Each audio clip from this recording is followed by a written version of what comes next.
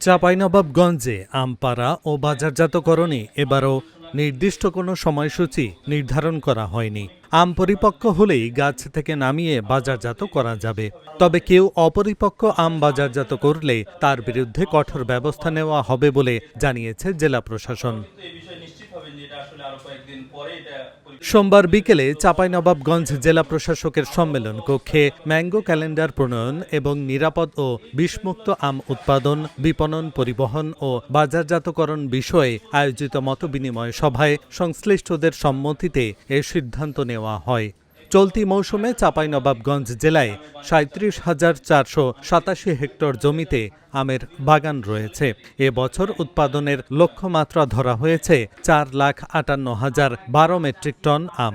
জেলা প্রশাসক আবু সালেহ মোহাম্মদ মুসা জঙ্গির সভাপতিত্বে অনুষ্ঠিত সভায় কৃষি সম্প্রসারণ অধিদপ্তরের উপপরিচালক ডক্টর ইয়াসিন আলী, আঞ্চলিক উদ্যান তত্ত্ব গবেষণা কেন্দ্রের ঊর্ধ্বতন বৈজ্ঞানিক কর্মকর্তা ডক্টর শরফ উদ্দিন সহ আম চাষি ও ব্যবসায়ীরা উপস্থিত ছিলেন।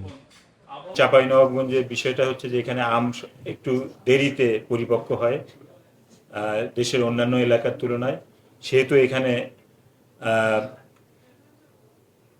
এবং সবাই যেহেতু পেশাদার আম চাষি বলা যায়, মোটামুটি আমরা ঐক্যমত্যে পৌঁছেছি যে এখানে আমের আর্লি হারভেস্টিংয়ের কোনো প্রয়োজন হবে না।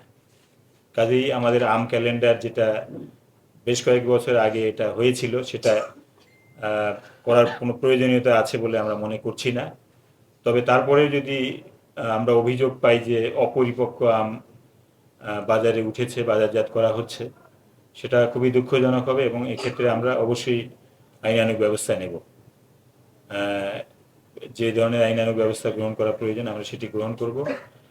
আর যে বিষয়টি নিয়ে আপনাদের কারো উদ্বেগ আমরা দেখেছি, সেটা হচ্ছে যে বিশেষ করে পরিমাপের ক্ষেত্রে পরিমাপের বিষয়টা আমরাও কনসার্ন আছি এবং এই বিষয়টা আমরাও চাই যে মেট্রিক পদ্ধতিটা যেন এখানে প্রচলিত থাকে।